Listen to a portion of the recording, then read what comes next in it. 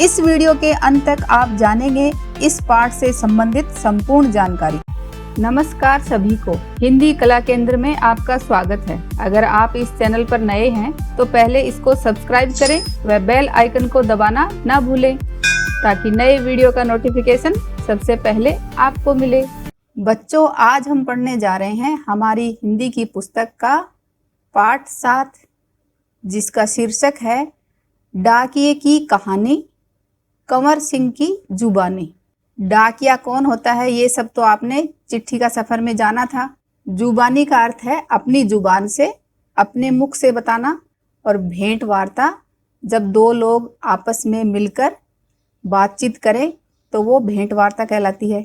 तो इस पाठ में लेखिका कंवर सिंह जी से मिलकर कुछ बातचीत करती है, जो कि भारतीय डाक में डाक बांटने का काम करते हैं। भारतीय डाक 1 अक्टूबर 1854 को शुरू हुई थी।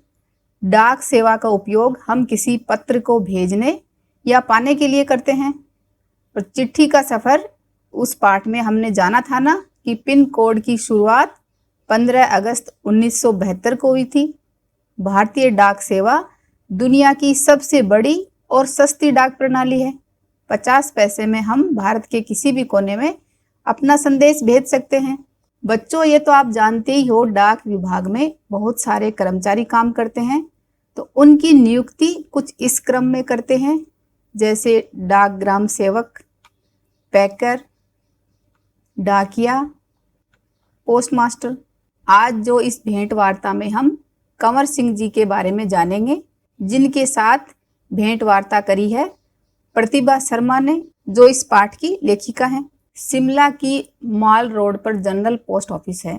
ये देखो, ये शिमला के माल रोड पर जनरल पोस्ट ऑफिस है। उस पोस्ट ऑफिस के एक कमरे में डाक छांटने का काम चल रहा है। इस पोस्ट ऑफिस के अंदर डाक छांटने का काम चल रहा है। सुबह के 11:30 बजे हैं। खिड़की से गुनगुनी धूप छनकर आ रही है। खिड़की से हल्की सी सुहाने वाली धूप आ रही है। इस धूप का मजा लेते हुए 2 पैकर और 3 महिला डाकिया फटाफट डाक छांटने का काम कर रहे हैं। तो जो हल्की सी गुनगुनी धूप आ रही है उसका मजा लेते हुए 2 पैकर कौन होते हैं? जो डाक को पैक करते हैं। और 3 महिला डाकिया जल्दी जल्दी डाक छांटने का काम कर रहे हैं। वहीं पर मैंने सरकार से पुरस्कार पाने वाले डाकिया कंवर सिंह जी से बात की। यही बातचीत आगे दी जा रही है। तो यहाँ ये बात कौन कह रहा है? लेखिका कह रही हैं प्रतिभा शर्मा, जिन्होंने कंवर सिंह जी से बात करी थी। तो वही बातचीत हमें आगे बताई जा रही है। तो चलिए बच्चों, जानते हैं आगे क्या क्या बात हुई। लेखिका ने पूछा, आपका शुभ नाम? मेरा नाम कंवर सिंह है। मैं हिमाचल प्रदेश के शिमला जिले के नैरवा गांव का निवासी हूँ। मेरी उम्र 45 साल है। 45 ईयर का हूँ। तो कंवर सिंह जी कहाँ के रहने वाले हैं? हिमाचल प्रदेश के ये शिमला नैरवा गांव के रहने वाले हैं, जो कि 45 ईयर के हैं। आपके परिवार में कौन कौन है, उनके बारे में कुछ बताइए। मेरे 4 बच्चे हैं, 3 लड़कियां और 1 लड़का। 2 लड़कियों की शादी हो चुकी है। मेरा एक और बेटा भी था। वह मेरे गांव में एक पहाड़ी से लकड़ियां लाते हुए गिर गया था, जिससे उसकी मौत हो गई। क्योंकि हिमाचल पहाड़ी इलाका है तो जिस पर चलना बहुत मुश्किल है। तो उसने बताया कि उनका एक बेटा भी था जो पहाड़ी से गिर गया और उसकी मौत हो गई। आपके बेटे के साथ जो हुआ उसका हमें बहुत दुख है। आपके इलाके में इस तरह की घटनाएं क्या अक्सर होती हैं? अक्सर का अर्थ होता है प्राय होती हैं। जी, ऐसी घटनाओं का होना असाधारण नहीं है। यहाँ पर हर साल तिरछी ढलानों या ढाकों से घास काटते हुए कई औरतें गिरकर मर जाती हैं। ये देखो, यहाँ के किनारे कितने नुकीले हैं। तो यहाँ पर इन तिरछी ढलानों से, खड्डों से घास काटते समय औरतें गिरकर मर जाती हैं। फिर भी यहाँ ऐसे ही रास्तों से चलना पड़ता है, क्योंकि दूसरे कोई रास्ते होते ही नहीं है। क्योंकि अब इनमें कोई प्लेन रास्ता होता ही नहीं है, ऐसा ही रास्ता होता है। तो एक जगह से दूसरी जगह जाने के लिए ऐसे ही रास्तों से जाना पड़ता है। हमारे गांव में अभी तक बस नहीं पहुंच पाती हैं। हिमाचल में हजारों ऐसे गांव हैं जहां पैदल चलकर ही पहुंच सकते हैं। तो ऐसा कुंवर सिंह जी ने बताया। फिर आपके बच्चे पढ़ने कैसे जाते होंगे? मेरे बच्चे गांव के स्कूल में पढ़ने जाते हैं। स्कूल लगभग 5 किलोमीटर दूर है। मेरी एक लड़की 10वीं तक पढ़ी है, दूसरी 12वीं तक, तीसरी लड़की 12वीं कक्षा में पढ़ रही है और बेटा 10वीं में पढ़ता है। ये देखो, हिमाचल के गांव कुछ इस तरह के होते हैं। गांव में जो स्कूल है वहीं पर उनके बच्चे पढ़ते हैं। आप जहां काम करते हैं वहां आपके अलावा और कौन कौन है? क्या आपको डाकिया ही कहकर बुलाते हैं? पहले मैं भारतीय डाक में ग्रामीण डाक सेवक था, अब मैं पैकर बन गया हूँ। पैकर क्या काम करता है? पैकिंग करने वाला व्यक्ति, जो डाक को एक बोरों में भरकर एक जगह से दूसरी जगह पहुंचाने का काम करता है। पर हूँ वही नीली वर्दी वाला डाक सेवक। डाक सेवक को क्या क्या करना होता है? मुझे बहुत कुछ करना होता है। चिट्ठियाँ, रजिस्ट्री पत्र, पार्सल, बिल, बूढ़े लोगों की पेंशन आदि छोड़ने गांव-गांव जाता हूँ। क्या ये सब अभी भी करना पड़ता है? क्योंकि अब तो सूचना और संदेश देने के बहुत से नए तरीके आ गए हैं। शहरों में भले ही आज संदेश देने के कई साधन आ गए हैं। जैसे नए संदेश के साधन क्या क्या हैं? फ़ोन, मोबाइल, ईमेल वगैरह। लेकिन गांव में तो आज भी संदेश पहुंचाने का सबसे बड़ा जरिया डाक ही है। जरिया का अर्थ होता है साधन। तो गांवों में तो आज भी संदेश पहुंचाने का साधन डाक ही है। इसलिए गांव में लोग डाकिये का बड़ा आदर और सम्मान करते हैं। अपनी चिट्ठी आदि पाने के लिए डाकिये का इंतजार करते हैं। डाकिये को इतना आदर सम्मान क्यों दिया जाता है गांव में? क्योंकि उनका संदेश लाने वाला मात्र वही एक साधन है। इसलिए अपनी चिट्ठी पाने के लिए डाकिये का इंतजार करते हैं। हमने सुना है कि हमारी डाक सेवा दुनिया की सबसे बड़ी डाक सेवा है। ये भला कैसे? तो कंवर सिंह जी ने कहा, सुना तो आपने बिल्कुल ठीक है। हमारे देश की डाक सेवा आज भी दुनिया की सबसे बड़ी डाक सेवा है और सबसे सस्ती भी। केवल 5 रुपए में देश के किसी भी कोने में हम चिट्ठी भेज सकते हैं। ये इस तरह की 5 रुपए की स्टैंप लगाकर हम देश के किसी भी कोने में चिट्ठी भेज सकते हैं। पोस्ट कार्ड तो केवल 50 पैसे का ही है। ये इस तरह का पोस्ट कार्ड तो 50 पैसे में ही आता है, जिसकी सहायता से हम देश के एक कोने से दूसरे कोने तक अपना संदेश भेज सकते हैं।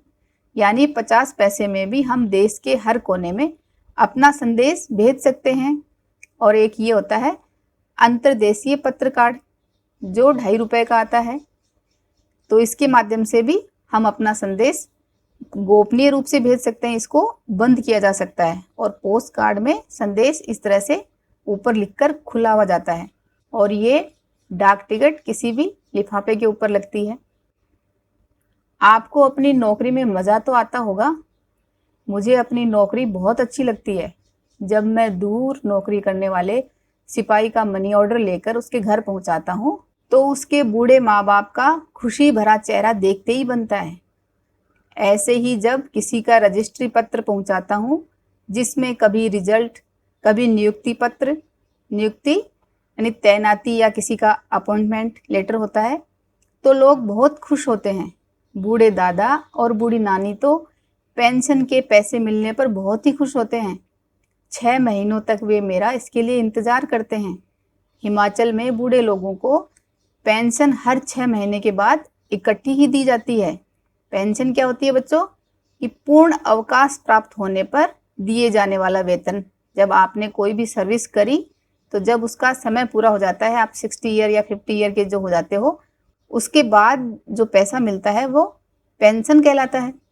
तो वो हिमाचल के लोगों को 6 महीनों के बाद इकट्ठा दिया जाता है, क्योंकि वहाँ पर तो रोज़ रोज़ जाना बहुत मुश्किल काम है, इसलिए उनको इकट्ठा ही दिया जाता है। तो जब डाकिया इतने दिनों से उनके पैसे, मनी ऑर्डर या किसी का रिजल्ट या किसी का अपॉइंटमेंट लेकर जब जाता है तो लोग उनको देखकर बहुत खुश होते हैं। तो वो कह रहे हैं कि मुझे अपनी नौकरी बहुत अच्छी लगती है। लोगों के चेहरों पर जब मैं खुशी देखता हूँ तो मुझे बहुत अच्छा लगता है। क्या आप शुरू से ही डाकघर में काम कर रहे हैं? शुरू में तो मैंने लाहौल स्पीति जिले के किब्बर गांव में 3 साल तक नौकरी की है। ये हिमाचल का किब्बर गांव है। ये हिमाचल का सबसे ऊंचा गांव है। इसके बाद 5 साल तक इसी जिले के काजा में तथा 5 साल तक किन्नौर जिले में नौकरी की है। उस वक्त इस गांव में टेलीफोन नहीं थे, बसें भी सिर्फ मुख्यालयों तक ही जाती थी। अभी भी कई ऐसे गांव हैं जहां न तो बस जाती है और न ही वहां टेलीफोन है। ऐसी जगह में ग्रामीण डाक सेवा का बहुत मान किया जाता है। मान का अर्थ है उनका बहुत आदर किया जाता है, क्योंकि और कोई रास्ता ही नहीं है उनके पास। आप पहाड़ी इलाके में रहते हैं, जाहिर है डाक पहुंचाना आसान काम तो नहीं होगा। तब कंवर सिंह जी ने कहा, हाँ मुश्किलें तो आती ही हैं, यानी परेशानी तो आती ही हैं। जब मैं किन्नौर जिले के मुख्यालय रिकांगपिओ में नौकरी करता था तो सुबह 6 बजे मेरी ड्यूटी शुरू हो जाती थी। मैं 6 बजे सुबह शिमला जाने वाली बस में डाक का बोरा रखता था और रात को 8 बजे शिमला से आने वाली बस से डाक का बोरा उतारता था, क्योंकि ये कौन थे उस समय? पैकर थे। पैकर को ये सब काम करने पड़ते हैं। किन्नौर और लाहौल स्पीति हिमाचल प्रदेश के बहुत ठंडे तथा ऊंचे जिले हैं। तो हिमाचल के ठंडे और ऊंचे जिलों में कौन आता है? किन्नौर और लाहौल स्पीति। इन जिलों में अप्रैल महीने में भी बर्फबारी हो जाती है। बर्फबारी तो आप जानते ही हो, बर्फ गिरना। बर्फ में चलते हुए पैरों को ठंड से बचाना पड़ता है, वरना स्नो बाइट हो जाते हैं। स्नो बाइट क्या होता है? ये देखो कुछ इस तरह के हाथ हो जाते हैं ज़्यादा बर्फ गिरने से, जिससे पैर नीले पड़ जाते हैं और उनमें गैंग्रीन हो जाती है। गैंग्रीन क्या होती है? शरीर के किसी अंग का सड़ना। जब वो ज़्यादा बर्फ के असर से इस तरह से नीले हो जाते हैं, उसके बाद वो इस तरह से वो अंग बेकार हो जाता है, सड़ जाता है, जिससे उंगलियां झड़ सकती हैं। उंगलियां झड़कर टूटकर गिर जाती हैं। इन जिलों में मुझे एक घर से दूसरे घर तक डाक पहुंचाने के लिए लगभग 26 किलोमीटर रोजाना चलना पड़ता था। रोज चलना पड़ता था। हिमाचल में एक गांव से दूसरे गांव की दूरी लगभग 4 या 5 किलोमीटर तक होती है। हिमाचल के गांव छोटे छोटे होते हैं। एक गांव में बस 8 से 10 या कभी कभी 6-7 घर ही होते हैं, इसलिए चलना काफ़ी पड़ता है, क्योंकि गांव बहुत छोटे हैं और हर गांव में बहुत कम घर होते हैं। तो एक जगह से दूसरी जगह जाने के लिए कम से कम 4-5 किलोमीटर उनके बीच की दूरी है। तो इस तरह से रोज 26 किलोमीटर चलना पड़ता था। चलना तो खैर हमारी आदत में ही शामिल हो चुका है। ग्रामीण डाकिये की जिंदगी में तो चलना ही चलना है। आपने बताया था कि पहले आप डाक सेवक थे, अब पैकर हैं। इसके आगे भी कोई प्रमोशन है क्या? यानी इससे आगे भी आपकी कोई उन्नति या तरक्की के रास्ते हैं? पैकर के बाद डाकिया बन सकते हैं। बस एक इम्तिहान, इम्तिहान का अर्थ होता है परीक्षा, बस एक इम्तिहान पास करना पड़ता है। अभी तो काम के हिसाब से हमारा वेतन काफ़ी कम रहता है। सारा दिन कुर्सी पर बैठकर काम करने वाले बाबू का वेतन कहीं ज़्यादा होता है। पैकर का वेतन बाबू के जितना ही हो जाता है।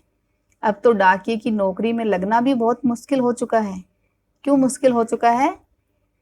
हम में से जितने डाकिये रिटायर हो चुके हैं, उनकी जगह नए डाकियों को नहीं रखा जा रहा है। जब लोग रिटायर हो जाते हैं तो उस जगह पर नए लोगों को भर्ती किया जाता है, लेकिन ये कह रहे हैं कि अब उनकी जगह पर नए डाकियों को नहीं रखा जा रहा है।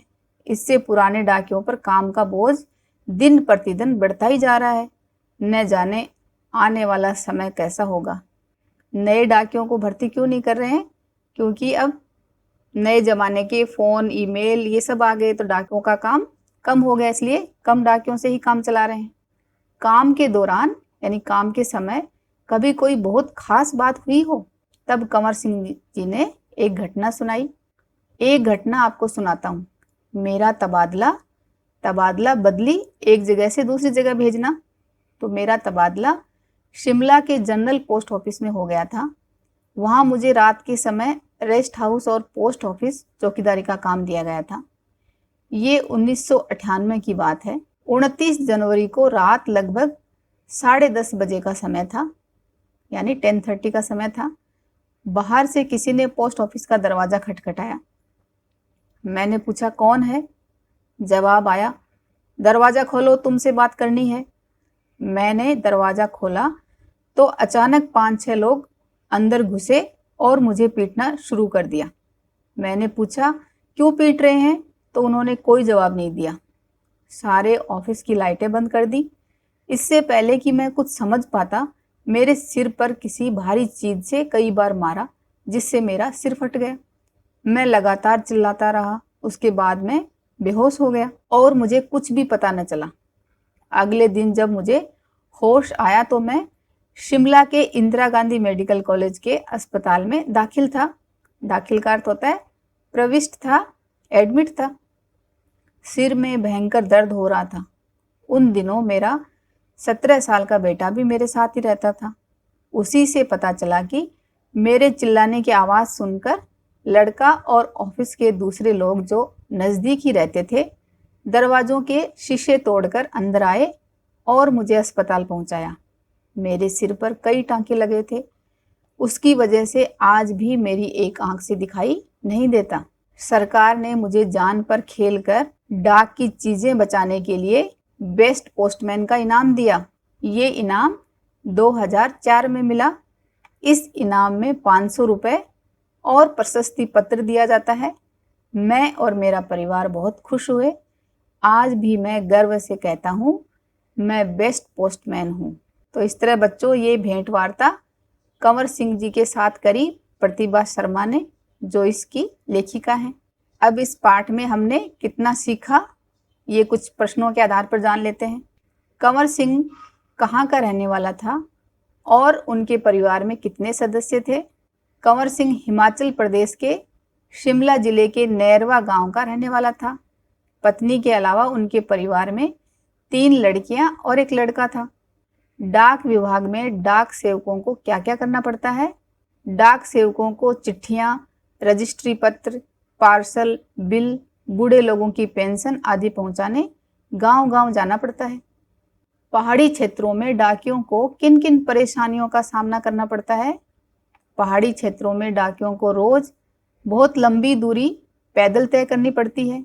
मुश्किल मौसम जैसे बर्फबारी आदि का सामना भी करना पड़ता है। भारतीय डाक सेवा की मुख्य विशेषताएं लिखें। जैसे 1854 में शुरू हुई थी। 1.55 लाख से अधिक डाकघर हैं। भारतीय डाक सेवा दुनिया की सबसे बड़ी डाक सेवा है। दुनिया की सबसे सस्ती डाक प्रणाली है। हिक्किम डाकघर, जो कि हिमाचल प्रदेश में ही है, विश्व का सबसे ऊंचाई पर स्थित डाकघर है। कंवर सिंह को कौन सा पुरस्कार मिला, क्यों और कब?